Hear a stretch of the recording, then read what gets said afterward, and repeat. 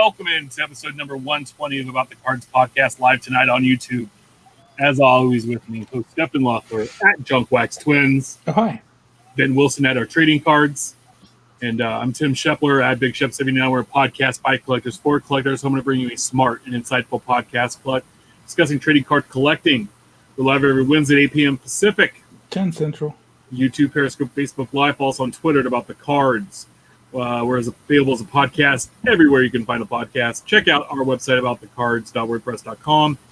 Joe Morgan passed away this past Monday, age 77.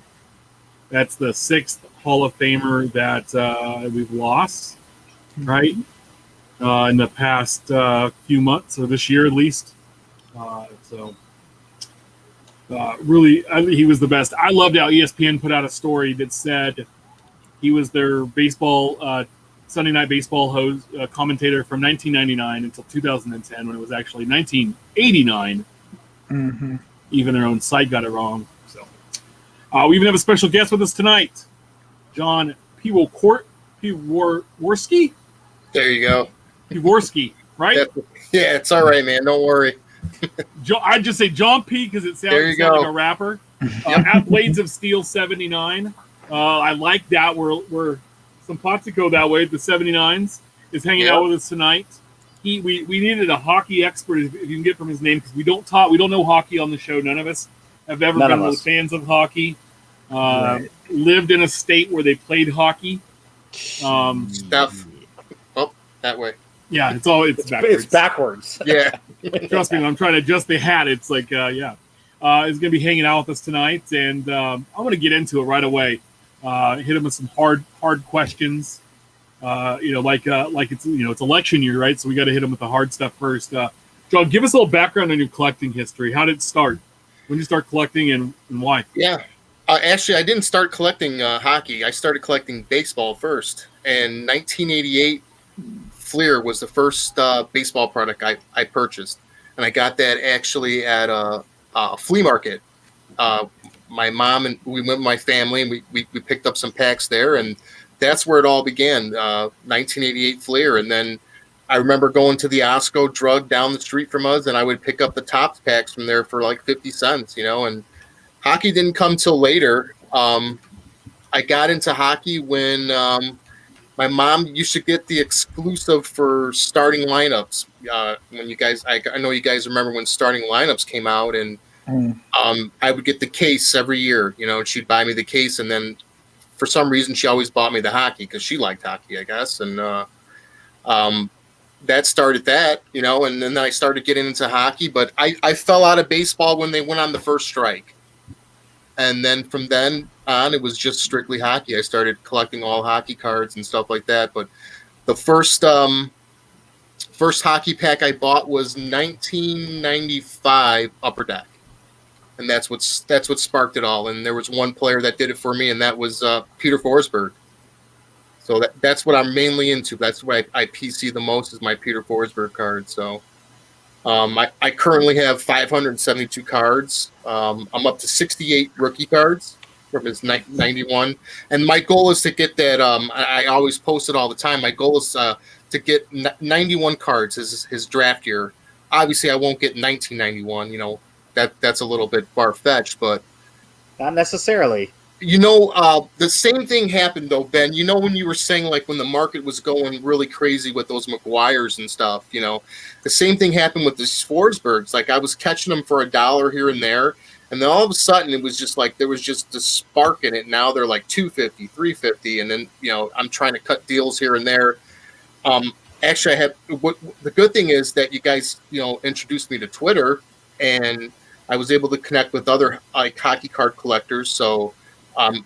fortunately, some guys were sending me rookie cards to help, get that goal. That's my project there, to get 91 cards, and I want to try to do it before the end of the year. So I got 20 something more to go. So and then I'm good. So I'll have that done. But yeah, that's my main PC guy right there. And then I got out of the hobby in about 6 years ago or so. I got out of the hobby. I got really sick and had a stroke, and just ended up falling out of the hobby, getting rid of everything, cleaned out my whole collection, and started getting into comic books, which was really strange, but I did it. I got into all the vintage stuff like that, and just last year is when I tuned into About the Cards. I was just streaming through sports card podcasts, and I ran across you guys, and I got hooked automatically, and I was like, well, Those are good looks. Oh, well, I didn't know you guys had a YouTube channel first. And it was just mainly right off, the radio. I was doing it off the radio, and then that was it for me. I got hooked, and then I started busting baseball packs again. And my wife was like more excited about the baseball than anything, and she's not really a sports card collector, but she supports everything I do. So. As far as she's very supportive, she stands by me with everything I do. She stood by me through all the changes of, getting out of the sports cards and into comic books, and then getting out of the comic books and back into sports cards. So, but yeah, your show really did it for me. So, it got me into baseball. And then as I came along and started getting right back into hockey again. So now I'm kind of focusing back on that, Not that I'm giving up on baseball, and I won't, stop sending you guys cards or anything. You guys will still be getting cards sent, regardless. Got a care package this week. Shop and whatever A's that Ben doesn't buy right away, he's always scooping them up as fast as they put them out there, and stuff is kind of hard to, those twins are. I sometimes I'm kind of confused on some of the stuff. I don't know what to send them, but. I try to put everything aside for you guys as much as I can.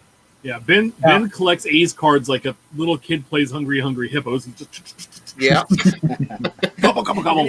Usually, I'm playing Hungry Hungry Hippo while I'm on eBay, right? And so the irony there, Probably. yeah. No, it is kind of interesting that you went with Forsberg, and that the Avalanche and the Blackhawks aren't exactly the best of friends. Right. Yeah. I've always been a Blackhawks fan. I listened to the Blackhawks when they were only on the radio. So that just shows you what a fan I was. And Jonathan Toews. Got it. Yeah, Jonathan Toews. But I remember our biggest player at one point when we got Martin Havlat. That was like the biggest excitement out there when you got to see Martin. Yeah, there was a Blackhawk player with so much finesse. You never got to see that. And then when Kane and Taves actually took the ice, that was it. Everybody became a Blackhawks fan from that point on. But I'll always be a Blackhawks fan. It's just Forsberg is one of those guys that something about the way he played, and when he got on the ice, he always he was a finesse player that always got into the dirty spots, always wanted to score the dirty goals, didn't turn down from a hit or anything like that. So, that's my goal, is to get all of his cards. He's got over, 4,700 cards, and, I'm not even I didn't even put a dent in it, of what I'm collecting. But that's the joy of it, just getting there, trying to get there. There are George Brett cards I didn't know, existed. Yeah. And then you find it, and it's like, oh, that just gets you going again, and your juice is going. And oh yeah, that's always fun. So we talked a little bit about hockey, and I know we talked a little about the draft last week, and the top 5 picks. Mm-hmm. Who's going to be somebody that we should, because we had a kind of a weird season this year. Yeah.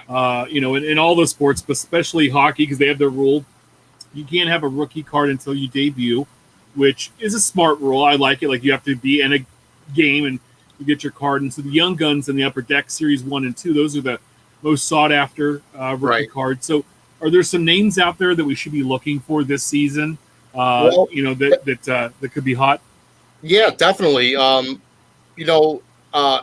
Hendricks, LaPierre Hendricks went to the Capitals, and he was kind of one of those guys that was supposed to go, I think, like your top 5, but he ended up falling 22. And that was because of injuries and stuff like that. So a lot of teams shied away from him. Obviously, Quentin Byfield went second, and he's projected to be like the next Eric Lindros, a big physical player that. And maybe he won't fit into the game. The game now is more of a speed finesse type game, and I hope he does well. You don't want no one to not do well. But another sleeper would be, like I said, Lucas Reichel, he's got the bloodline. Robert Reichel was his uncle, I believe, played in NHL. And then another sleeper would be Schneider. That's the Rangers. That was their second pick they took in the draft. And those are my two big sleepers is Reichel and Schneider. That's what I would go for. And Hendricks, obviously, those guys are the guys to look for as well. Yeah, pretty good picks too. And there's you don't want to collect any Minnesota Wild because that just does not sound like they like the Tampa Bay Rays of baseball. Like no one collects them, no one's a fan. You can't find them. Yeah, but how about the Dallas Stars? I mean, wouldn't that be a good team? That's who we should collect, right? That's my new team. Yeah, you're too late to collect the Stars. You're gonna pay a pretty penny for their rookies. Doesn't matter. Yeah, I was disappointed when Tampa won the Stanley Cup. I actually was rooting for Dallas.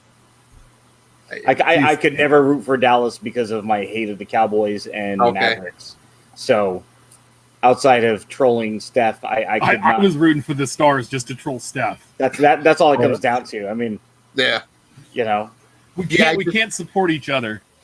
We try sometimes, and it just hurts too much. It's just like, what are we doing, guys? Well, I got heckled today by a homeless dude. So it's easy. I was coming out of the grocery store and I'm wearing my Royals, get up here. And this guy's like, Bumgardner owned those dudes in 14. Bumgardner owned those dudes in 14, man. And I turned around to him and I looked and I was like, yeah, I remember. I said, well, we got it in 15. He goes, yeah, you played the Mets. And I was like, you had to turn around to make sure it wasn't me, first off. Yeah. Oh, hey, real quick, I stopped for a sec because I wanted to go grab this piece that hangs with all of my George Brett cards and my autographed bat. That's the flair. Third baseman there. Not even the. He's so good. Best. We got Bando and Brocious, and there's so many third basemen with the letter B that are better than Brett, but Brooks. So that's the best that we're going to do tonight. No, but I just wanted to show this off. I love this piece because 88 Fleer is so underrated because, again, in that set, there's not a huge rookie until you get to the update set. So a lot of people kind of like leave this behind, but it was very classic, and it's one of my favorite looks, and this is just a great-looking piece that John sent my way. So I'm very appreciative of it, and it has a very special place in my room of cards. I actually just picked that set up. I paid $15 for it just for the nostalgic reason, of having that. Set. So great set. And I've got 2 Maguires and a Boba Fett hanging in my playroom, and the only reason it's in the playroom is because it's where my jerseys are as well, hanging on the wall. So it's probably not the permanent home, but it was.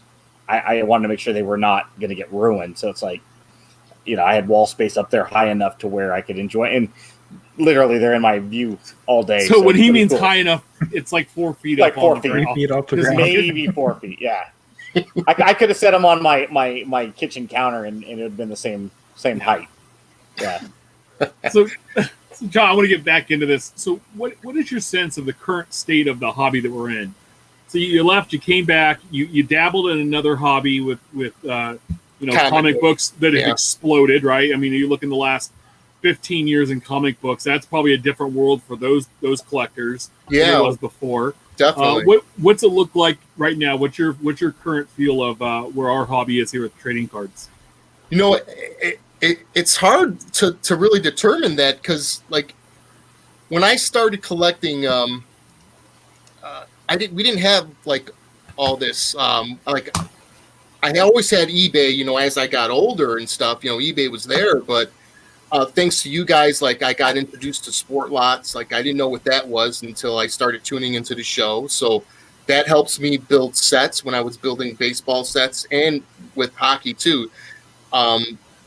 But it is kind of crazy, you go to the store, and for a while there, I was going on these runs and trying to hit every store I could find just to get some retail, and for a while I did pretty well, and then there's just nothing there. So I got to the point where it's like, well, I don't get upset, if it's there, it's there. If it's not, it's not. But it is pretty crazy. The prices of everything especially with baseball. Baseball's just really exploded. So has basketball for some reason too. It's another thing that just got a little out of control. Hockey's kind of different. It always kind of stays the same. It's like everyone goes after the young guns when they come out, and then Premier just came out recently, and that's another one that most hockey players will go after. Collectors will go after. So hockey never really changes, but baseball was kind of strange for me, like collecting that. The first set I built this year was the Topps Inception. That's the one I built this year. And that one was kind of expensive for me because, first of all, I was just starting out, and that was the first set I completed, and I was so happy. There you go. Yeah. It's beautiful cards. The card stock on it's amazing, and and I was just blown away. And then the funny thing about that is I was getting the boxes for like $60, and then all of a sudden my LCS shot them up to like 85 to 90 almost, and then I was like, all right, well, I'm out. Like there's only so many cards in there, and then I was like, I'm just gonna finish the base set and be done with it. And I was happy to complete it. It was I think it was probably the most expensive set that I built, on my own. So. But yeah, it has been pretty nuts. Like everything with baseball, especially, and basketball. I watched that. I got out of the basketball completely. I started grabbing all the old rookie cards from the players. In my day. I guess our day, and I just ended up. I did a quick fire sale and got rid of it all. All my Lucas I got rid of right away too, and that helped fund it though my hockey collection. So that and whatever baseball. So. Nice. I do use that Mike Sumner, kind of idea, try to sell your whatever you can, just to fund your own hobby, Sure. So you'd mentioned A88 Fleer, and I think we can all agree with its overreduction. There's not much to it, no meat, no bones. However, I looked up a few of the key rookies. Roberto Kelly. Questionable. Edgar Martinez, Tom Clavin, naturally, Ken Caminiti, Matt Williams, Dwayne Weiss, who's more famous for Upper Deck, and Dub's favorite, Ron Gant. Who? Ron Gant. See, the volume fell over as I spoke there, so. Who? By the way, Dub's going to be on next week, and I think he's a little hot at me for mentioning Ron Gant as a throw-in last week, so. Ron who? Ron Gant, yeah. Where do you see the hobby going in? Where do you see yourself in the hobby in 5 years? I think I'm gonna mainly focus on hockey in 5 years. I think that's where I'm going right back to. Like I said, once in a while I'll stick to the flagship. Topps flagship that I did have fun building. That was a blast actually. That was the main thing that got me going too. And Stadium Club I'm still working on, but in 5 years, I'm hoping to have probably double of Forsberg cards for sure. I that's my goal, to get as many cards as possible of him, and the great thing now is, Twitter, you're able to make trades and stuff. So I've met some pretty good reliable traders on Twitter, and like I said, I can't thank you guys enough. You guys kind of, paved that way for me and opened those doors. So, stop. Yeah. And you're saying, keep it coming. Yeah. I know it is true. I mean, I'm not, I try to, pass it on, tell people, you want to tune into a good show, tune into this show. That, you guys did help out a lot. So I appreciate all the help that you guys have given me. The beauty, we've talked about this before, of the hobby is, we're all putting together a puzzle. Yeah. But it's a different puzzle, even if it's similar. And if we can help one another get puzzle pieces, and that puzzle is always going to get bigger, and it's going to shift and things. And, there's no right or wrong way to collect. But, it's fun to be able to share that and get cards to the right home. And, if your goal is to get to 91 Forsberg, you're not going to stop there. You won't. Probably because not. You'll see the 92nd one, and he'll be so shiny, and you'll be like, oh, I like that one. And he needs to come home with all of his other brothers and, then you'll hit 100, then you'll be like, all right, and then you'll acquire 2, and you can't stop at 102, and before you know it, you end up with 600 of these, and but that's when you need to collect 1995. Yeah, and eventually, or go Bo's route. Yeah, just keep going until and it's one of those things. Like, I know I'll never get all of the A's. Why? Because our buddy Mark Hoyle shared a Dean's Cards has an Eddie Plank available. So if everybody wants to help me buy it, it's $92,000. But not from that dude. I guess well, he's high priced. But the good news about Dean is it's a legit card. He doesn't sell crap. It's just you're paying a premium. But I'm never going to get all the A's cards. But it's nice to have that as a goal. And I know I'm never going to get there unless I strike it rich, right? What are you up to on your McGuire's? I'd have to check. Probably around 630, somewhere in there. Wow. Maybe more. So maybe 87s. What timing is this? My buddy Noah's in the comments, and I went and grabbed, this is a stack. This is 100 Garrett Hampson rookie cards. This is one of 800 stacks. I have an 800 base 80 Series 1 2019 Hampson rookies. I'm trying to get to 1,000. But all of a sudden now people are running $4 or $5 for them. Like, what happened? Season's over. The Rockies, haven't been playing, but all of a sudden people are trying to collect them. So Noah is the reason I collect G-Hamp, my boy right here, doing well. So, no, it'll never stop. It'll never stop. So you can't have enough.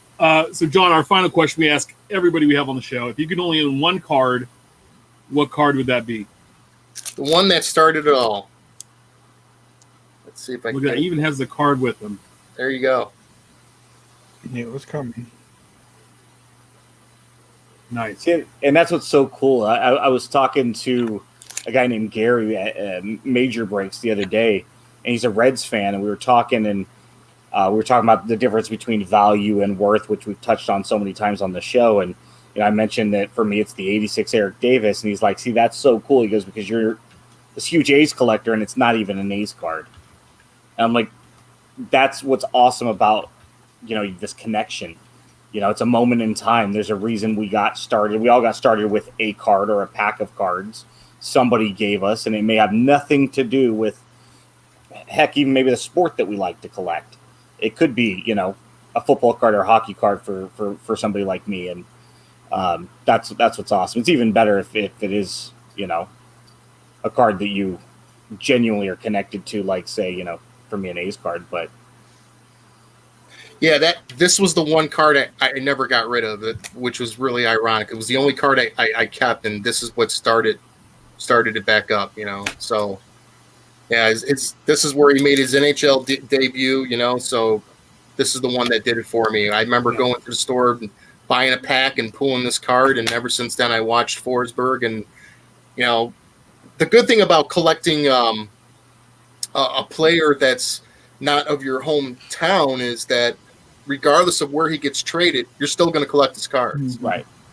So a lot of people, when you collect a hometown player, he gets traded, you kind of fall out from that. You don't want to collect him no more if you're not a true player fan or you're just a team collector. So that's what that's why I never got away from Forsberg. It was like no matter where he went, unfortunately when he went to Nashville, that's when I knew that was the end of his career. So I was like, well, it's a good destination now, but yeah, for me growing up, and I think a lot of people that are our age, Steph being a little younger, that collected baseball back in the late 80s, was Julio Franco, because we all emulated his batting stance.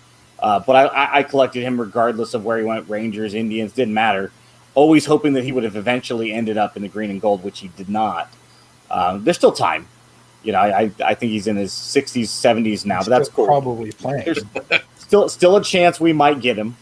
But yeah, it's fun once in a while when you can create a PC. I played baseball with Nick Johnson, so I don't have a huge PC of his just because I never really pursued it. But once in a while, Tim will throw me a stack of his cards. And that's always fun when you have a personal connection like Tim does with Garrett Hampson. Or if it's just a guy that you pulled out of a pack. whether you liked his name or like the image on the card. With the card look, and that's, that's what got you hooked. I mean, it's so fun. And again, that's just a different piece of the puzzle that you can pursue. Definitely. Yeah.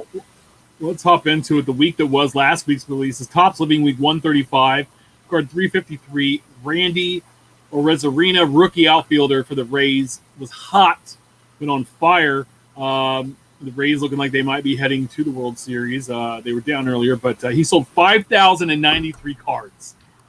Dude rocked it this week. He had more cards sold by himself this past week than the week before with both guys.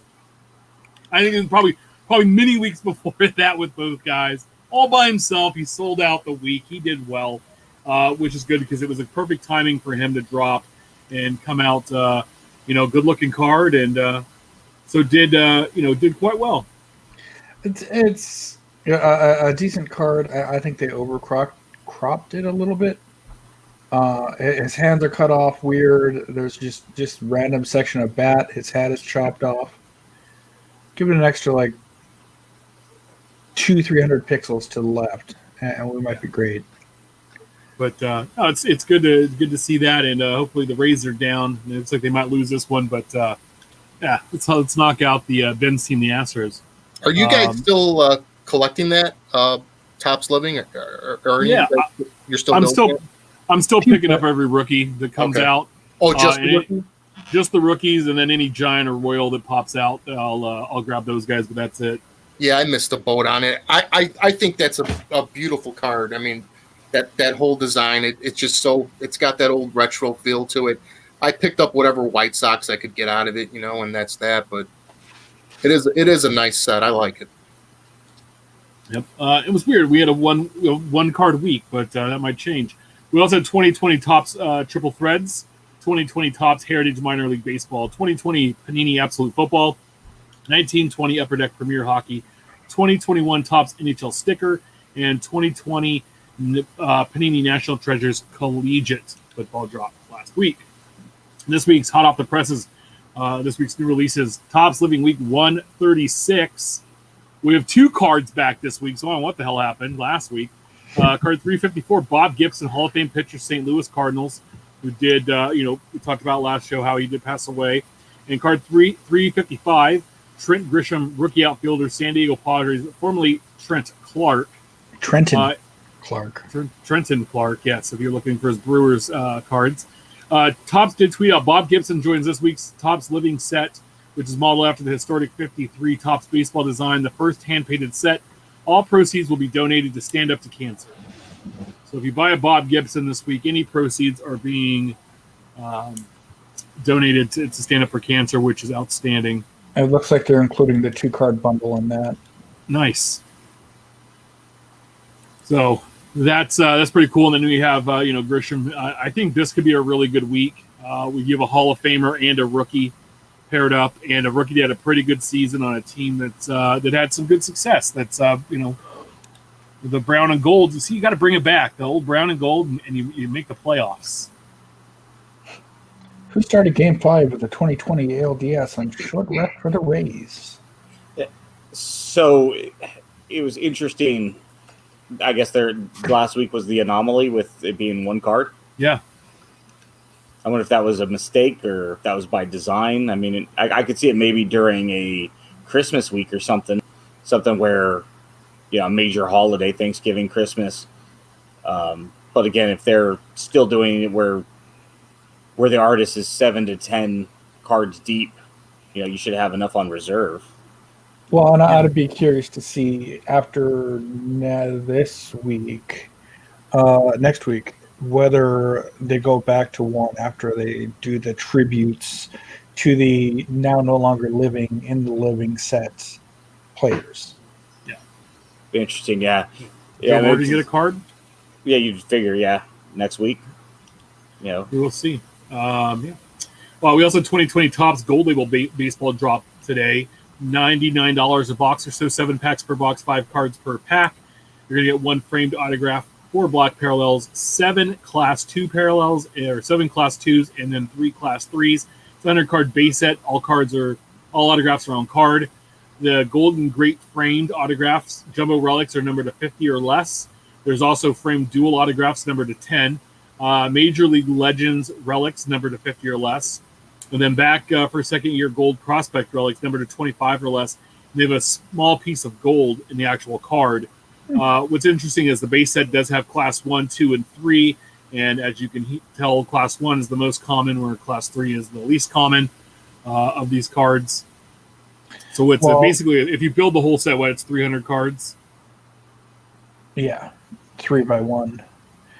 So I'd be interested to see what, with as many legends as we have seen pass away, whether we see Kaline in next year's set, or Morgan, or any of these other guys that have passed away. Not necessarily just in this. It's just with the MLB Legends set, it sprung a thought. Yeah, I mean, we still see some AL Kaline autographs popping up here and there and releases since his passing, so it's definitely possible. But, I thought, Ben, you pointed out something on Twitter today about Gold Label, and I wanted to see if you want to get into that. Which thing specifically? It was the break for the was it the Pirates? It was going for like $30, and they have one base card in there with a chance of something else. Yeah, one of the guys that follows me, I'm sure follows all of us. He's a Pirates collector, and he had mentioned that there was a bidding war going up to $31 at the time of the tweet for the Pirates in Gold Label, and that the checklist is just Josh Bell. There is a limited Roberto Clemente on there, and I think it's a relic only. It's probably the one out of 50, but that's literally all you're going for. And it's like, why, odds of you hitting that. Okay, so you've got class 1, class 2, class 3. You got black and blue and red parallels like you do every year. Mm-hmm. So there's other parallels of Josh Bell. I was talking to Brent Williams just as a side note, because I hadn't yet seen the checklist. I knew there was a McGwire. I said, how many A's? There's only 100 cards on the base checklist. And he goes, there's 5 or 6. Turns out there was 5. And he's like, there are some teams that have 0 or 1 cards. And he's like, it's ridiculous when, if you take 100 and divide it by 30, every team should have 3 cards, right? Some are going to have 4, some maybe have 2. But there's no excuse for the A's to have 5 and the Pirates to have 1 at all. And I understand, the ebb and flow of the hobby, and you've got an unbalanced checklist, and the A's have. But who else would you have on the Pirates currently? Yeah, that's where I was going with that. The A's have a bunch of rookies. You got Murphy and Luzardo and Puck. The Pirates don't have anybody. But we talked about this with Topps Inception that JP mentioned earlier, right? That unbalanced checklist, when it's only limited to 100 cards, you're going to have some teams that have 5 or 6. The Yankees, the Dodgers, the Cubs, they're more desirable. They've got bigger stars. And then you have other teams like the Brewers and the Rays, the Padres in years past that haven't had as deep of a checklist. But the idea being is if you're in a bidding war for a team, you better know the checklist. Yeah. He's like, I got this for $12 full case break from somebody else. And, Mojo had discounted their team from 15 to 12 once the checklist had come out because it wasn't as desirable. You better know your checklist, because what's going to end up happening is you're going to win this. You're going to end up doing a chargeback or get pissed off at the breaker because you got 2 Josh Bell cards and you spent $30 for it. You literally spent $30 for $2 worth of cards. I know I'm setting myself up for this, but the Twins only have Max Kepler in Class 1, Class 2, and Class 3. Now, yes, sure, in years past we would expect that, but you would think coming off of the year that we had last year and this year that we were doing decent, at least when the set was being put together. Where are the cards? Yeah, but you have to look too, like star power and rookies. So, how many rookies does a team have? And people chase rookie cards more often than a veteran's 3rd, 4th, 5th, 6th year card. Okay, but the Dodgers have Mookie Betts. Brand new on the team. First year as a Dodger. Hall of Famer. Anthony Rendon. New team. Why though? Because he's on a new team. So the Angels now want Anthony Rendon, their big free agent, in their uniform on a card. Correa, Altuve, Springer, Bregman. Playoff team. Yeah. World Series champions, even though they cheated. But that's only 4. I mean, but who else would you have had besides? I just want to ask, who else would you have had besides Max Kepler? And then the release. Chris Harris just mentioned, if the Pirates, you do Josh Bell, Clemente, and Stargell. There's your 3, right? You did McGuire, you've done Henderson, you've done Canseco and Jackson in the years past and stuff like that. So there are plenty of. With Gold Label, you could have 1 or 2 retired guys. You could have a checklist that has 25 or 30 out of 100 because they haven't shied away from this. So why not have 1 star, 2 stars? I think everything on an inception on Gold Label, you start with everybody gets 3 cards. Who are your 3? And then adjust up or down. Oh, the Yankees are going to need a 4th card because they're the Yankees. So who are we taking away from? We'll take away from the Pirates, so the Pirates get Josh Bell and Clemente done.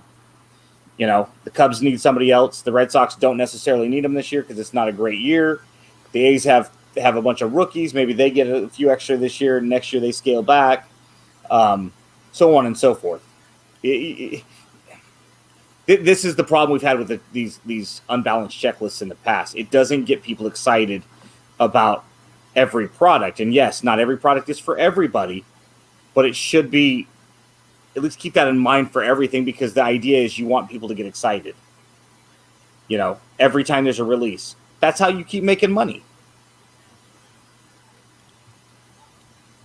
Yeah, I don't know who you kick off this list to add. What would be the twin you'd add, Steph? I'm playing devil's advocate here. What other twin would you have added?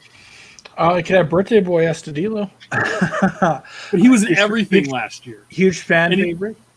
Okay, but this isn't a fan favorite product. I mean, you look at the names here, and it's rookies, stars, rookies, stars, and Hall of Famers. Barrios.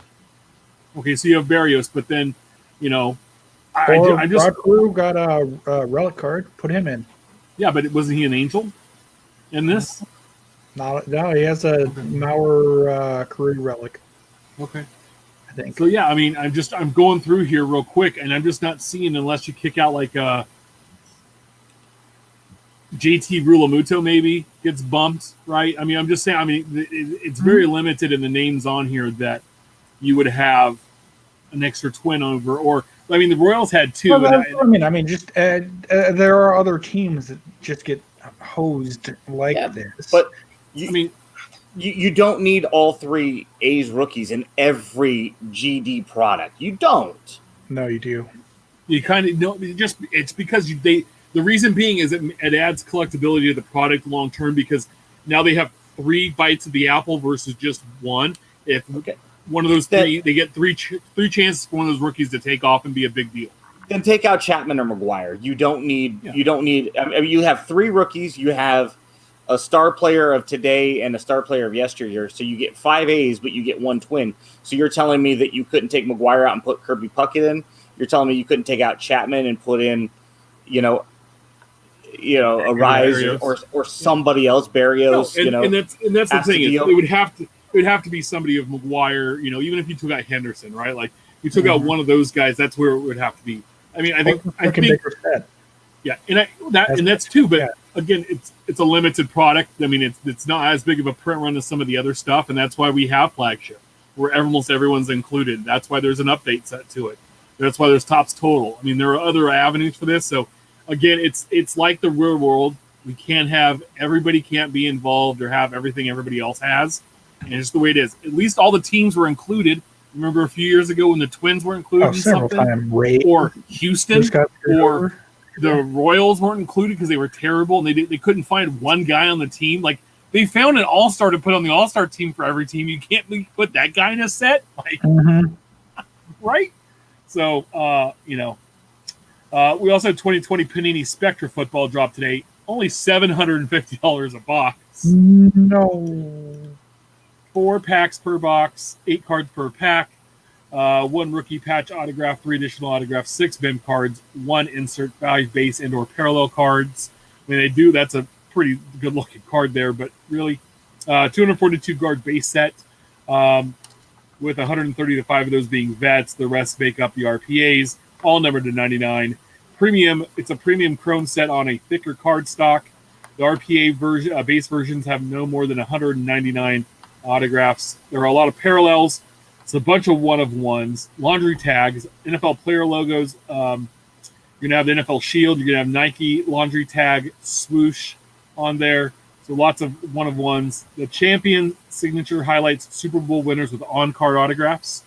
There's debuting this year is Respectra, which showcases various post-game jersey swaps, which is pretty cool. High-voltage firework fabrics in Champions gear, awesome new inserts. And then they have tribute inserts where it spotlights the career of both Peyton Manning and Drew the Midget Brees. Spectra is always a good-looking set card. Like, they are very colorful, but $700 a box. How many cards did you say a pack? You're getting 10, 15, 16. Wow. 16 a box. 16 a box, yeah. And then, but 10, you're getting 10 hits. So 4 autos and 6 mem. But again, yeah, it's still, yeah, that's a lot. I wonder what a break would be on that then. Like, what I bought into 2 Mojo breaks, and I'm wondering what that would have been a buy-in on that then. Just picking your team. I mean, 7 by 30, what? 30, 40, 50 bucks each? At least, yeah. Let's see. Yeah, I don't know. Yeah, I would think, some of the higher teams, like, the Bengals, the teams with the quarterbacks, Miami Sure. are gonna be more than that. But let me see if they have any. Let's see if Mojo has any breaks coming up. Yeah, Spectra. That's first off the line. They're all their Spectra here have been sold out. So let's take a look. Spectra first off the line. I know I saw somebody Spectra earlier NFL box 1. Here we go. A random. Let's see. This is so their teams are running. Pick your team. Spectra from $49 a team to $229 a team. wow. So, and that's just a 4-box half case. You're only getting 4 boxes for that. You're only getting half a case. And the reason I think they're doing that is because of just the cost of it. Then the break, you got to double that price. So just to give you an idea, the Chiefs are $229 with Clyde Edwards-Helaire. You look at the Falcons, they're $49. The Cardinals, they're $65. We look at the Giants, they're $59. So just to kind of give you an idea. Yeah. So buy the cards. If there's cards you want secondary market, I mean, you're not going to – that's where it comes down to. I mean, unless – I don't see a Joe Burrow RPA from this being more than $700. I mean, you're not going to get all the other cards, but at least you get the card that you want, right? That's my thoughts behind it. It's one of those things. If you were to jump in the ocean knowing you had a 50-50 chance of getting eaten by a shark, would you do it? Or how about you stay on a boat and let somebody else hop in the water? And it's one of those things. You go grab their wallet after they go. Yeah, I mean, Right. this product's going to be available. And we've seen the volatility and how quick some of this stuff drops on the secondary. And now, a lot of people are complaining about, a lack of buyers on secondary. So, hey, cool. Yep. I want to get to that. You dive into this one at $229, and I'll grab what I want if I want anything at all. So make sure you check out Ryan Cracknell's articles on Beckett.com/news for more details on these releases. What's brewing next week's releases? We have 2021 Panini Contenders Draft Basketball, which is going to be interesting because the draft doesn't happen for another month. That's coming out early, so that's going to be our first look at this year's draft class with LaMelo Ball and Anthony Edwards. 1920 Panini Encased Basketball, and then 2020 Panini XR Football all next week. Let's hop in Infield Chat, our Hobby Talk section part of the show. Allen Against X is dropping. Ryan Cracknell put out an article today on Beckett.com and also through Twitter. Nail Mine exclusive with significant. So it's Allen and Ginter, the same 350 card base set. Now it's only printed on black card stock. It's a significantly smaller print run. Every pack will include one mini parallel. And then Montgomery Club members had the first jump of boxes today with their pre-order, and there was a limit of 1 box per member. I think Mike Summers said they were going for $100 a box. Not bad. And then there will be some general public release where you'll have a raffle like some of the other stuff, but that hasn't been made official as of earlier this afternoon. I'm going to take a quick peek and see my Topps account while we're here live if they've put it where they've been putting it in the accounts. But Allen and Ginter X, I just finished the set of the base. I like Allen and Ginter. I always try to get at least the Royals and Giants team sets for Allen and Ginter X, but have never opened a box. I'd like to. And it says... Relatedly, they launched this as well today. Pre-orders for 2020, 2021 Upper Deck Series 1 hockey tins. Retail $29.99 on Fanatics. Wow. Like the tin case. I usually keep 1 or 2 around just for little oddballs, odds and ends here and there. You know, if you're not going for just a quick rip, they come in handy. Yeah. Ginter X is one of the nicer products each year, in my opinion. And again, I'm not a big Allen and Ginter guy, but the black border is solid. Last year, the minis were print run of approximately 100, so they were definitely hard to come by. So for those of us that like to build a mini set, especially when you start to get into the short prints, they're definitely a little bit more challenging, which goes back to the puzzle, right?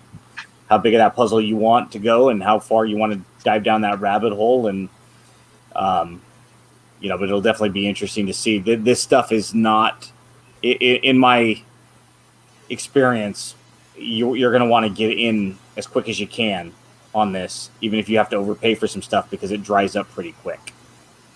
Yeah, no, it's one of those where you're trying to go. I'm trying to go back, and I think it's 18 Ginter X that I'm looking for some Royals still. So that's been fun. But yeah, no, that's going to pop out. So take a look on Topps.com tomorrow. Reach out if I haven't tweeted out something tomorrow about it. If it has come out, I will try to let everybody know. And with the Ginter code out, who knows if one of the solution bits is in Ginter X. Yeah, has that really started? I haven't seen anything pop out yet. So interesting. Chargeback. So Ben shared this with us. This comes from Bookface.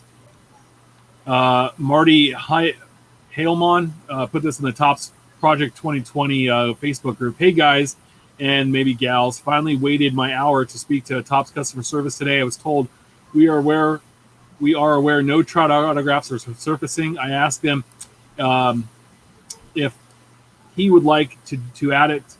I asked him if he would like to add to that. He said, "That's all I know." I told him all they have to do is send me a picture of a Trout signed card, burden of proof. If I don't get a solid reply by week's end, I'm doing chargebacks on all my Trout orders. He said he wouldn't blame me, and he would too. Let's play ball. Love it. Okay, so 2 things. One, I get the feeling that if you'd intentionally bought a ton expecting to get lucky or trying to get lucky, and it wasn't in there, I can get the fraud bit to that. However, demanding that Topps show proof that they actually produce these. Look, they're not the wood minis. They don't owe you anything. I think he was just saying that I think that part, and I could be mistaken, as I read it, was if you just showed Trout signing a card, it basically satisfies Topps' burden of proof that they exist, and it would absolve them from potentially getting a lot of chargebacks. Now, let's talk about this just for a second. Card number 100, I believe, was the first one that Trout had 10 autographs in, right? That was the Baller Jameson collaboration. Yeah, I think so. And then what? Correct me if I'm wrong. Moving forward, wasn't it going to be every Trout release was going to have 10 autographs for every one for the remainder of the program? They all could be with a certain bulk buyer that stopped. Right. But isn't that what it was supposed to be, right? So, yeah. So in other words, the 5th, 6th Trout comes out, There's supposed to be 10 of them. The 7th 110, the 8th 110. So if you wanted to hop on the gravy train and gamble, worst case scenario, you bought yourself a Project 2020 Trout. Best case scenario, you get it in the mail and it's an autographed version. There are going to be a lot of people that were out there. Heck, why not, right? It's Trout, and without there being a 52 mantle, you could argue that the Mike Trout is the marquee card of this particular group of 20, just because of who he is and what he represents. That's false advertising if I'm buying Trout and none of these are getting signed.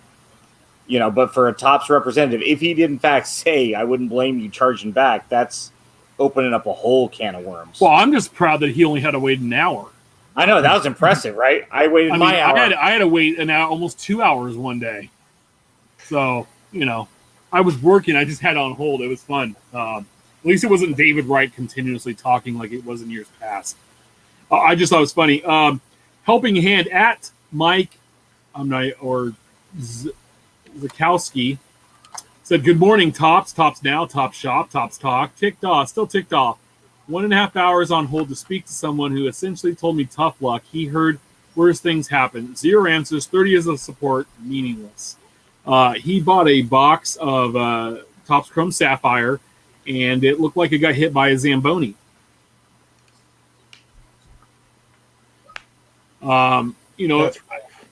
Yeah, but the thing is, so I reached out to him and said, hey, like, did you open it?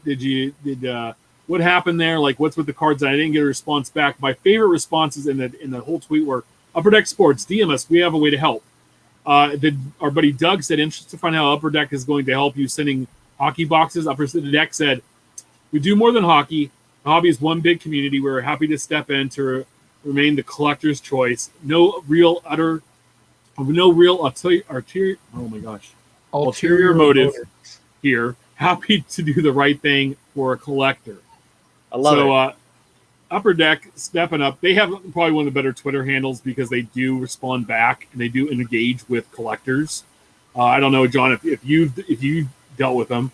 As far as like redemptions go, they're pretty quick about redemptions as well. Like, I just got into that break with Mojo Break, so I got a redemption coming for that, and I'll see how, I know the pandemic stuff going on, so I want to see like how long that's going to take. And speaking of that though, it's like I still have this Luis Robert from Chrome that I'm waiting on, and it still says pending on there. How long does Topps usually take on stuff like this? Well, I was waiting for 4 years on a Tommy Lee autograph from Allen and Ginter before he said that he wasn't going to sign, and then they sent me a couple of other autographs. But wow, yeah, he never did sign. So yeah, I know Roberts signed some of those, so you should be good. But that's a nice pull, by the way. Yeah, this one was just out of one of those little hanger packs. Which, speaking of that, like the Allen and Ginter was pretty good for the hanger packs too. Like my wife and I were hitting those at Target, and we were pulling some stuff out of there. So it seemed like every other hanger pack had some type of relic in there or an autograph. I think we opened 4 or 5 and got 1 relic. So really not horrible. But no, you were just saying that Upper Deck really goes out of the way, and I had a tweet up from them that said, even if it's not exactly the most helpful, and someone asked, hey, can you tell me what's the print run for this? It's not announced. I think it was like the acetate cards, and they said, unfortunately, don't release that information. But now the person knows at least that there's an unstated limited quantity. Yeah. Whereas some companies would just ignore the tweet. Yeah. Right. Interesting. The 1990s, here we come. Dan Shorrock tweeted out, anyone have a BJ's wholesale near them? I don't. He said it's like Sam's Club or Costco, if you're familiar. But I remember going to, it wasn't Costco back. It was the Price Club, I want to say, with my parents when I was in, when we first moved to California. They had, boxes and boxes of football, pro sets and Topps cards or NBA hoops or Fleer basketball cards. piled up like this, and then these are just these are like literally pallets of Donruss 2020 Donruss football blasters for $20. But there's got to be at least 3 to 5 pallets of Donruss blasters. Yeah, at least 60 blasters there. Yeah, if not more. So, guys, you can't tell me that this stuff is being way overproduced. When they're not having to guarantee anything in the box besides maybe some inserts, they can pump and print as much as they want. So that's even where where you have to be thankful for a $1 or $2 guaranteed autograph, just because it limits the print run. I don't know. I don't know what you guys thought when you saw that picture, but I was kind of mesmerized by going like, good Lord. Well, yeah, and especially after going to so many shops and seeing either empty shelves or a shop having the blasters from retail, or just not being able to find supplies. Seeing these in these non-traditional markets is, one, interesting, but B, I guess two, where we're going to see it next. Well, I mean, we had the honey pot that we announced. You have so many retailers where shelves are being cleared. It's just the way it's going right now. And I think it's going to start slowing down a little bit just because we're getting to that time of the, Q4 where the products just aren't quite as desirable, but you still have people all the time. Hey, should I buy this? Is this a good buy? When you're showing pictures of Allen and Ginter, Donruss football, and Topps Fire. And it's like, yeah, my first thought is, take a step back. If I'm Ben from About the Cards, my first thought is, no, you shouldn't. My second thought is, Ben the troll, yeah, go for it, dude. It's your money, and if you have to ask, you're a financial knucklehead. Yeah, but they're even grabbing all that Pokemon stuff now. I mean, that's anything on the shelf, right? Yeah. The problem with Donruss football is going to be, it's much like Baseball Chronicles and some other products that have a negative net return value of probably 50 to 70%, right? So if I pay $20, I'm basically getting $5 to $7 worth of cards. And then if I clear the shelf and JP, you buy it from me for $40, it still has the same $5 to $7 worth of cards in it. Right. The only difference is you and your wife wanted to open something tonight, so you overpaid for the opportunity. And maybe if you're collecting it, you don't mind as much. But let's be honest, the majority of people that actually are opening this are trying to get more than whatever they have vested in it, whether it's 20, 40, 60, $80. Yeah. But the bottom line is most of these products, Fire, Chronicles, A&G, all of this stuff, it's already got a negative return value when it leaves the manufacturer and the distributor and the retailer at $20. Cool, you want to drop a $20 bill? Any two of us go to McDonald's right now, it's going to be a $20 bill for 2 extra value meals. So instead, make a sandwich at home and let's go buy a blaster. Cool, you hit something neat, nice. But this stuff's gonna financially bankrupt people. Chris Harris says last time I saw cards at BJ's was the end of the junk wax era. So interesting. That tells you something there. No, I thought it was, you just be aware. I think it's happening now is people, it's the fear of missing out still. It's the, hey, I can make a quick buck. Not everything is Prism basketball or the Mosaic that we've seen but even that stuff has been produced, the print runs keep going up on that as they add colors and different inserts to that they can guarantee. But when they do that, it allows them to make more. We've talked about that before. My favorite buddy on Twitter, at Darren Ravel the Hack, Suffering Slabs. How long do those who invest hold? Not often talked about. Number one determinant is personal financial situation. Many of these cards are collected by a young base, which will make them naturally more volatile. Many rely on them only going up. So he tweets out this chart by Slabstock, which shows the Luka Prism card that's down 27% since August to October 7th. There it was around the time they got eliminated. Yeah, about $1,800. Now it's down around 12, and this is for a PSA 10, and Giannis as well has dropped. And both cards together are down 47%.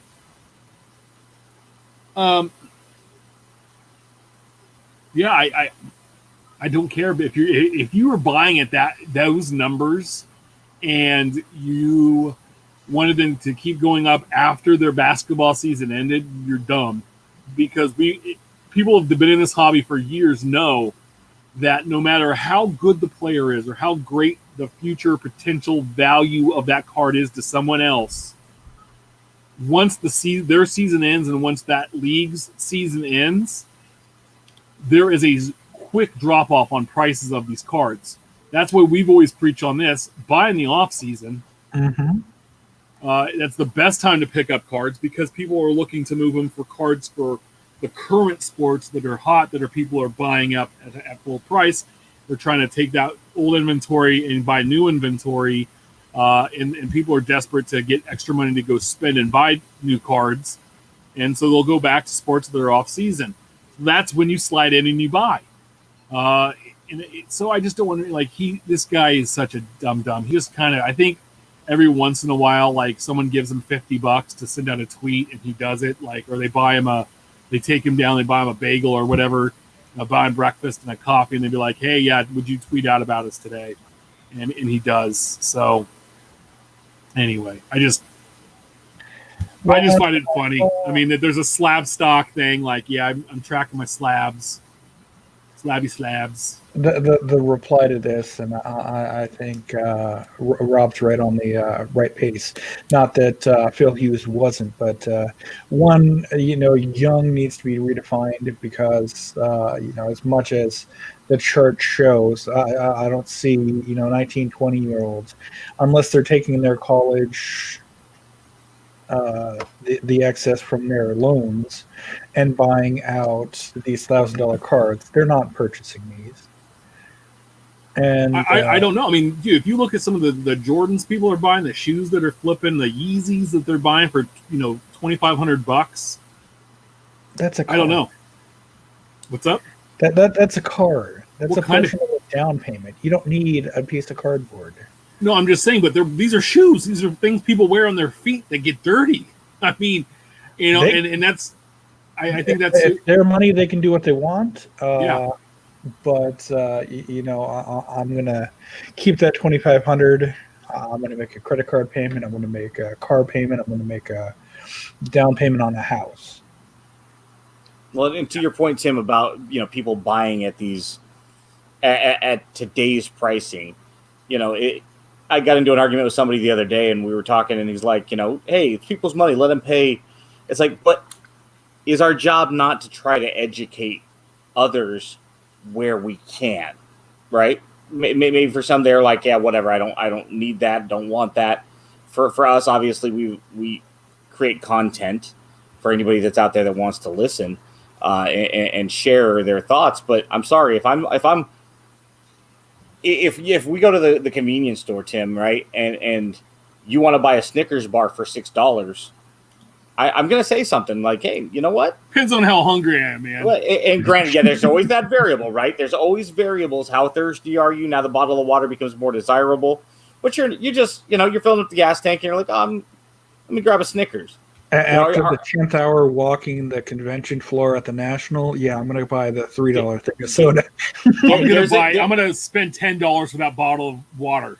There's a gas station out in the middle of nowhere up Highway 1, and they've got the world's coldest beer on display, and it's dripping wet, and it's like $20, right? Mm-hmm. And it's literally $1 bottle of beer, but it's just the only one they have in the store. And it looks so delicious. And as soon as you buy it, they put another one out there. But it's great marketing. Yeah. This is the last beer for 100 miles in either direction. But it's one of those things. Why would we buy these cards at inflated prices? You're not buying a Snickers for $6. You're not buying a 20-ounce bottle of Pepsi for $14. We're smarter than that. Yeah. So why are we doing it with trading cards? And we saw this real quick. I just want to let everybody know. John just tweeted, DM'd me. Hey, they lost power. So yeah, I don't know if he's gonna be able to hop back on tonight. They've been having some storms and no power, so that's okay. We'll have John back on another time. Definitely have to. Yeah, he's great. I mean, by the way, like an artist and collects all this stuff. So we talked about how I was looking. I always, I have a small, weird little collection of number one draft picks overall in the NFL, and I was doing the top rookie cards all the way back from Bradshaw net to forward. And when Top stopped making it, I went to Donruss rated rookies, and so I went to buy a Joe Burrow, and people wanted $50 for Joe Burrow. This was 3 weeks ago. I was like, I'm not paying $50. On Monday, I paid $14, and I picked up. Actually, I bought two, and I think I paid a total of, I think it was $28.50 shipped for two different, total, because there were two separate buyers. And I'm like, okay, that's fine. And so I was picking up some other. So that got me kind of buying some of the other quarterbacks, Donruss rookies and Mosaic rookies, and I was able to nab a couple of them, all for under $10, except for Herbert, who I bought. It was funny, so I bought a Mosaic Herbert rookie card on Monday night during the game, and it just happened because that's when I was shopping, and I bought it for $15. The next thing I know is all of the cards that were 15 to 20 that I liked, that I'd watched, were all gone, and now that was going to $30, $35, even $42, I think was the highest price I saw sold Monday night after I stopped looking. And I couldn't believe it. A card I bought for $15 after, and he threw two touchdowns, up to 25 was gone, and then he threw 4, and now $40. Those cards were selling, and so I was like, I'm probably not going to get this $15 card shipped. No, the guy shipped it up, sent it out, so thanks for the purchase, and moved on. There was somebody that tweeted out today at NBA Breaks. Remember when he sends two pictures out to 2020 Panini Mosaic Clyde Edwards-Helaire, the running back of the Chiefs. His base rookie card from Mosaic sold on 9/11 for $124.95 plus $3.95 shipped. And then on the 10th of October, the same card sold for $2 with shipping dropping 10 cents to $3.85. Not bad, $5.85. I would say that, with what he's done, that's probably a $5-8 card, right? If you saw it at a card shop, you'd spend $5 on that if you wanted a good rookie running back card. That's not a bad deal. Sure. But the fact a month before was $125.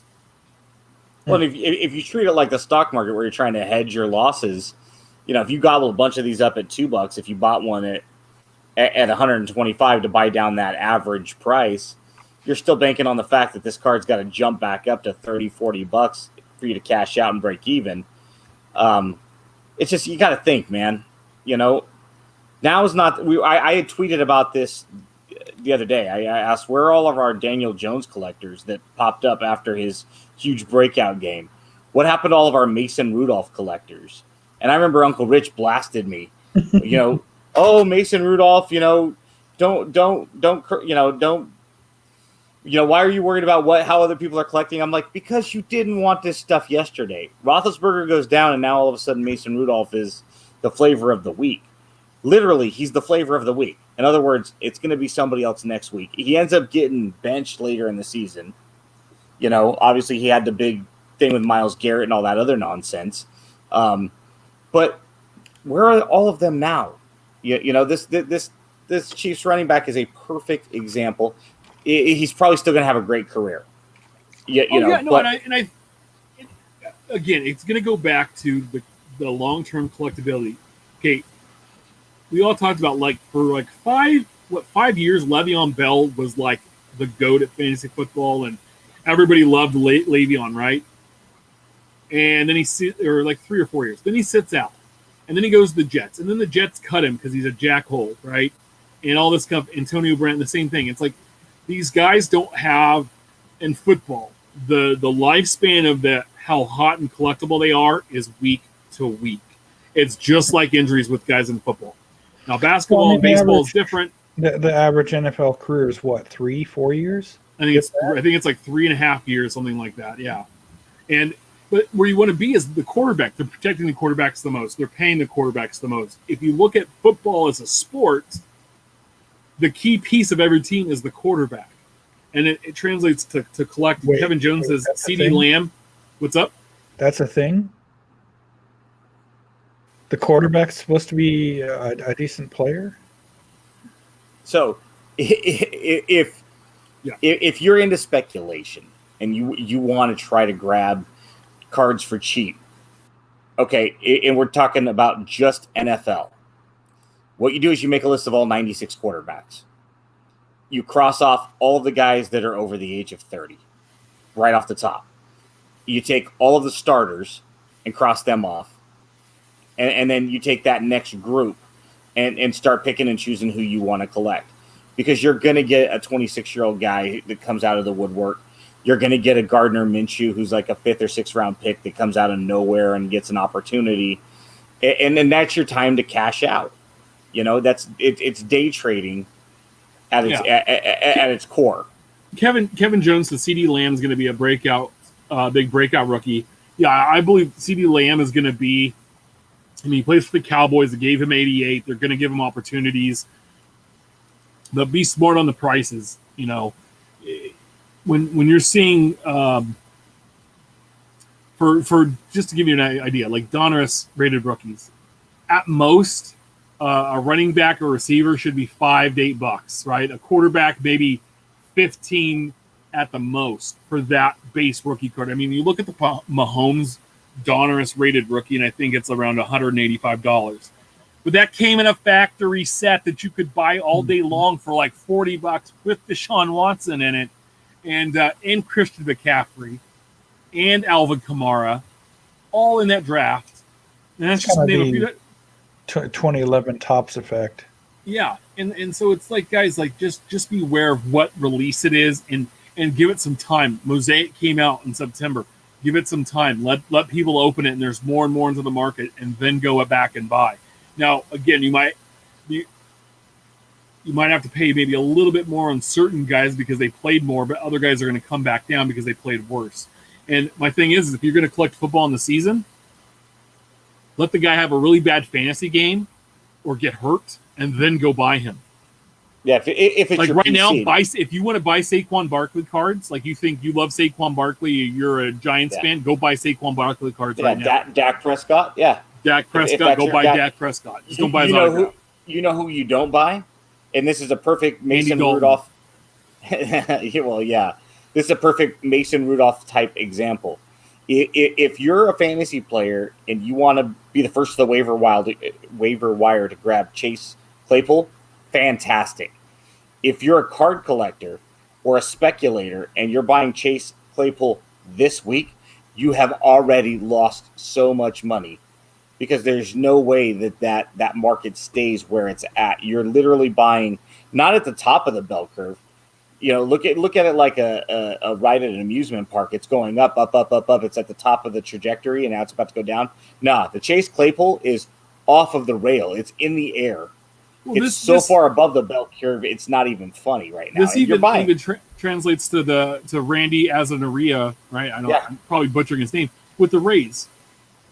So he was in Topps as a Cardinal because he got traded right in offseason, but his chrome autographs were going for like $3 or $4, and now all of a sudden people were wanting to spend $80 or $90 on him just because of a good series. And it's like, guys, like, no, like kind of, it's like when people say know the room when you say certain things. Like, act like you've been there before. Figure it out, because it's like that's not a smart move. Because if you're trying to make money on it, where's the room to go? You're buying at the highest end of the market from a guy that's not shown. It's not like he's been a multi-time All-Star. He's not like he's been there and done that before and fell way off. It's just all of a sudden, and you're buying at the peak of this, and it's like, wait till the offseason. Let people forget his name. Nobody remembered how good Kyle Lewis did at the end of last year. So when this season started up, I've said this before, I went and picked his rookie cards up because I was like, the guy played awesome last year, and people are going to be after him. And I was picking them up for quarters, and then I'm selling a bunch of them for $10 because people wanted to buy him at the peak of the market. So it's like, okay, yeah, I speculated on him being a good player, but at the same time, it's like, dude, I had $10 and I paid a quarter. I'm not passing that up. Like, that's just, I don't know. So it's just be careful. It's funny to see a card go and have $122 dip in a 30-day cycle. Like that's a big hit if you paid $125 for that card. Especially a guy who was drafted in the first round to be, such a linchpin and significant portion of a huge offense in the NFL. I mean, a potentially legendary offense. I mean, he's now going to be Mahomes' guy along with Kelsey. Yeah, but what if they go sign Le'Veon Bell this week? Well, and now he's splitting time. Yeah. So now what's his value? Right now he's not going to get to play as much because he's got this Pro Bowler next to him that could fit in and play just as good. That's a veteran that doesn't have to have the. So it's crazy. I want to move on because our friend Britton Becca tweeted out something this week about consigning cards. He said, hey, if you're looking to sell some cards but don't want to, I can. I do consignment for dozens of people or so. But I'm willing to open that up, especially this winter. If interested, please contact me at myebay50@hotmail.com. myebay50@hotmail.com. Thank you. And so it kind of brought up a good question. What are the benefits of consigning versus selling direct? So I'm kind of in a unique position to explain that, in that that's kind of what we do at my at Check Out My Cards. So at least in our case, the best part is that you may have tried selling on eBay, you may have tried selling here or there, but you have to take all the pictures, you have to upload them to eBay, you have to hope that your descriptions are perfect, you have to deal with shipping, you have to deal with somebody wanting to return it. If you're consigning to someone like Brett or my work, we do all the work for you. So you give us your cards, you give us a price, we do all of the scanning, the pictures, the storing, the shipping, the everything else, and they take a percentage off for handling the shipping and the processing and the scanning and the eBay listing and everything else that goes along with that. So if you want to open that box of Mosaic and not deal with what was in it, and you just want to ship it off and let someone else deal with it and try to get some of your money back, consignment's for you. Yeah.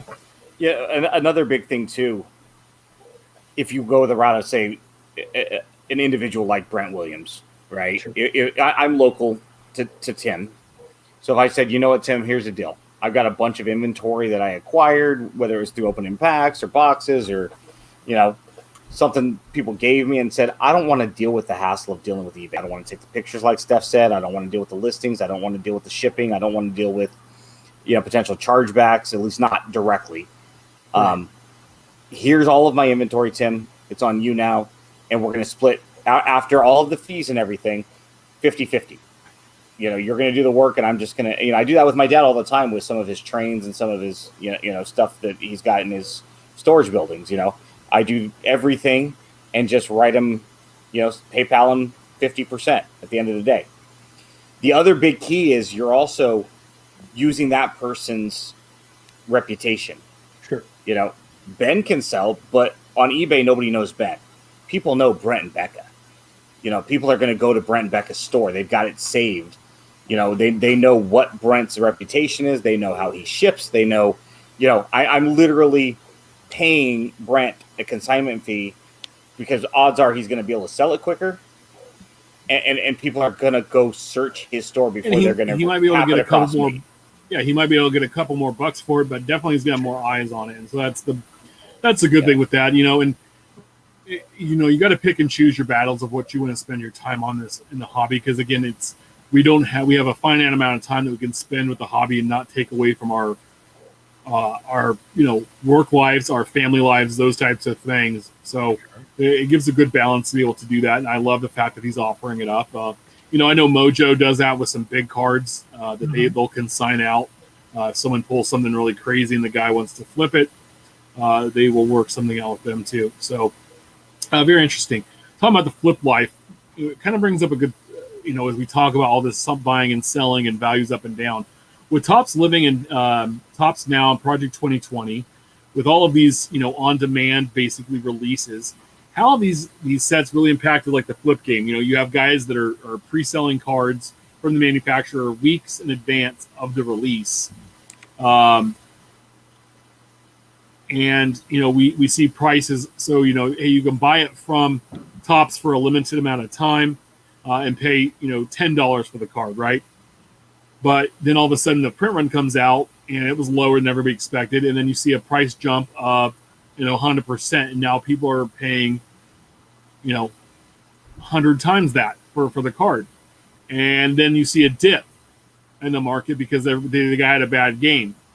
And yet you have yet to see the cards from Topps, but you sold them at the peak of the market. Now people are wanting to charge back, and all these things, the avalanche of deliveries. There are all these things I think certain guys have become aware of, certain sellers have become aware of in the past 6 months with this. They had the high of Topps, up until the Shore Griffey, right? And the bubble burst because there were so many buyers. Now there were so many buyers of the product, resellers of the product, and less people to go and purchase those directly from them. And I just want to know what you guys think all of this has done to these guys in getting the avalanche of deliveries from Topps. So, and you hit a lot of the major stuff, and that's why nothing against Mike Sommer and a few of these other guys, but it's just not for me. I'll go the consignment route either through my work or, Chef, we exchanged a box at the National. Hey, bring these to your shows. We'll split it 50-50, whatever. It doesn't matter. I'm not going to lie. We did pick up a few factory sets here and there that we have no intention of keeping, that we've either traded off or we intend to sell. Either the 2018s or, the 2020 sets here that were just a fun break because we hadn't been able to find anything else. But especially in basketball, but coming up with Topps Chrome Update and Topps Update itself, I know it's just going to be a pain in the butt to try to find this product because everyone is picking up, knowing that for Mosaic or Prism or any of these other sets, they were able to get that much more double for it. Small time buyer myself, I kind of hate it. Yeah. Buying just to buy to resell, come on. Yeah, I mean, it would be fascinating to be able to have analytics on this and to be able to run analytics on people that bought this stuff at the height of the product and how much they really lost on the backside. I do think there's difference between going to the grocery store or the department store, going to Walmart, clearing a shelf, and posting on Facebook, I've got Mosaic, this and that and the other thing for X, and trying to profit off of it versus buying, Ginter X, Ben Baller Chrome, Top Sapphire, and stuff like that, and you get one box, and flipping it to a breaker or flipping it to a friend that might be able to, hey, Tim, you want to open this stuff because you want to put together this or that, or you just have a desire to rip it. Cool, I'll buy it at cost. You can have it at cost, but kick me down all of the A's, or at least give me first right of refusal on all of the A's cards that you pull. There's a difference between that and ending up with 50 blasters on your dining room table and doing a fire sale next week when you've lost your ass. Yeah, what especially about like living in project, especially 2020, Project 2020, where people are buying these in bulk, right? And there's a huge delay, and then all of a sudden you talk to these guys. I mean, there's a guy that Ben and I buy from with our living and our now stuff. It's just he had to stop. He just had to take a time out because he's getting so overwhelmed with packages from Topps. It became he equated it to the kid that got caught smoking and then was made to smoke the entire pack, but every day he gets a carton of cigarettes that he has to smoke on top of it. Mm-hmm. And he has to smoke that entire carton that day because there's another one coming tomorrow and another one tomorrow. And, and then on top of that, chargebacks and people being upset with shipments and slow shipping because they're not able to turn and flip it again. I think some people got in over their heads, and I feel bad. And I don't think if you weren't doing this full time, it's a lot involved. Sure. And there's a lot involved when you're buying in bulk ahead of time, speculating on the market what it's going to be. Mm-hmm. For anybody that watches Shark Tank, you always see the sharks talk about scaling. You know, if you get into this, and okay, I'm going to start selling Topps Living. Okay, I'm going to buy 20 of each card, and there are 3 cards originally, now 2, maybe even 1 now. And I'm going to be able to buy down the price down to $3.75, and I'm selling them all for $5 each. You know, the beauty of Topps now is now you're getting these numbered cards, numbered out of 49. That's where you're going to make the money on the back end, because these cards are quote unquote free to you. So it becomes even more enticing. The problem is when you get into Living and then Project 2020 and then Turn Back the Clock and then Topps Now, and you have all of these daily releases that not only do you have to buy to be able to provide for your customers who are now relying on you, but all of a sudden, you're getting overwhelmed with so many packages and inundated. I've got a full-time job and I got a wife and kids, and now I've got to spend 4 hours a night filling orders, both privately and through eBay. You scale too quick, and next thing you know, you have a problem like Twins Jake. And that doesn't, I mean, we all consider him a friend and feel bad for the situation that he ended up in as a result of a hobby, no less. I mean, he could have maybe did put himself in serious financial, hardship over damn baseball cards. Think about that. I mean, how many people have leveraged themselves so far in debt over blasters and singles and Project 2020 and on-demand products? These are baseball cards.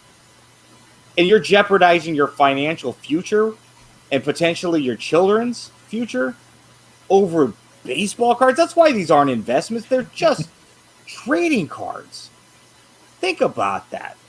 This is the most asinine and naive, willfully ignorant crap you could ever possibly do. And if you don't know how to scale this, if you choose to do this as a business, Mike Summer might be a unicorn. And he might have got a little bit of luck along the way. But if you can't do this and you don't understand how scaling a business works and you go too fast, you're going to end up in bankruptcy court. Ben having his Allen Iverson practice moment there. Playoffs? We're talking about them. No, and it's one of those things. It's being, practice. Yeah, and last year I was buying the Topps total, right? And after about wave 6, it just got out because it wasn't it wasn't worth the hassle of what I was going through to fill those orders. So, we have grading the graded. Andrew Crispin at Sports Card Info tweeted out graded cards. What's next? Pre-selling pre-sales, and he sends out it's a 2018 Topps Update Acuna card, PSA 10. And then if the PSA card has been awarded a MBA Gold Diamond after a 10-point inspection process, our gold level stickered cards exhibit premium centering and print quality and deliver the highest quality of known examples in the marketplace. Our 30-plus years of experience in technical grading ensure the integrity of our high-end examples. Personally certified by Mike Baker Authenticated, which is spelled wrong, LLC. Mike Baker authenticated. So it goes on. So this dude, Mike Baker, is grading a graded card. What? Well, I thought it was kind of funny where we've all kind of agreed on.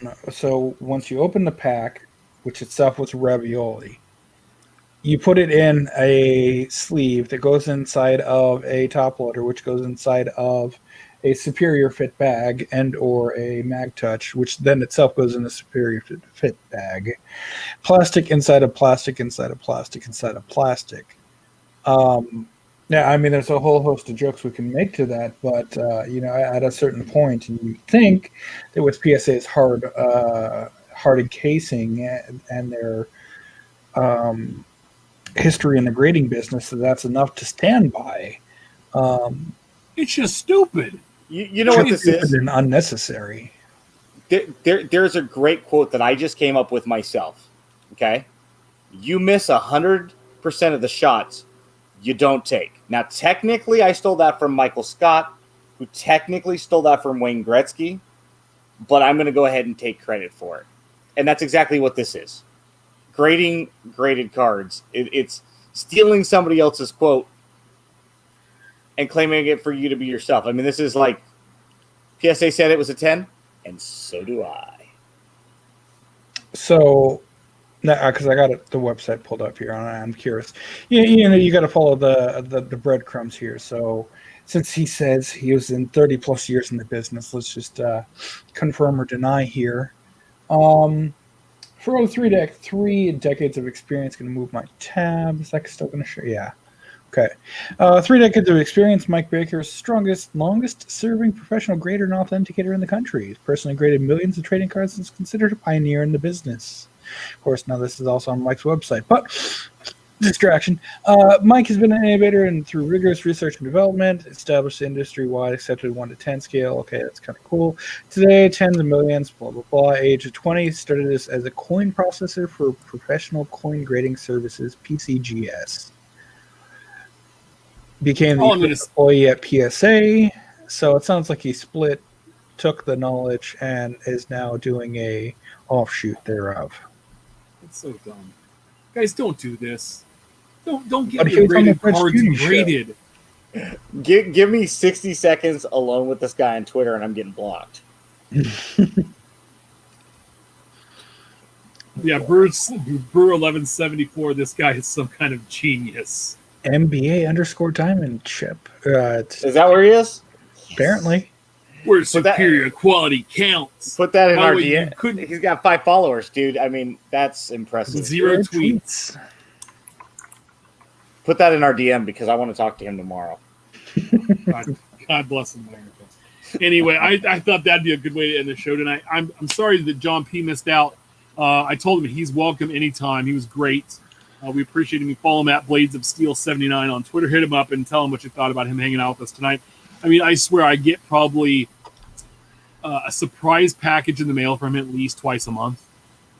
And no joke, like stacks of, like this week I got stacks of Bretts, some Royals and some Giants cards. And he's like, yeah, these are just hanging out the card shop. The guy literally hand painted us stuff on canvas. Yeah. And it's hanging on our walls. I mean, how awesome is that guy? I mean, that's pretty friggin' cool. So, you guys, any final thoughts before we head out tonight? No. Good. We're pretty good. Hey, go Rays. They lost tonight. I think everybody not in Houston is rooting for Tampa. Yeah, and my World Series pick of Rays and Braves is still looking pretty good, even though the Braves got beat up tonight as well. So let's just not have the Dodgers or the Astros in it. Come on, I mean that's where I want to be. I don't. Anyway, remember live. Dub might not be on the show next week if Atlanta's in the World Series. He might have to bail on us. We'll see. I don't think he's welcome to come down and watch the World Series in Dallas. You put him up? But will you put him up? Maybe. Can he stay at your house? Will you sleep in your bed? On the ground if he falls over. All right. Remember live every Wednesday at 8 p.m. Pacific.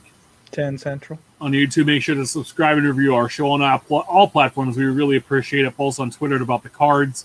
Follow Ben at Our Trading Cards. Follow Steph at Junkwax Twins. Follow me at Big Shep. I think I was the final one, hit over 3,000 followers. I think we're all there now, so that's pretty cool. Please share your hobby stories. Great poll. Send your questions our way. Keep collecting, and we'll talk to you all next week. Awesome.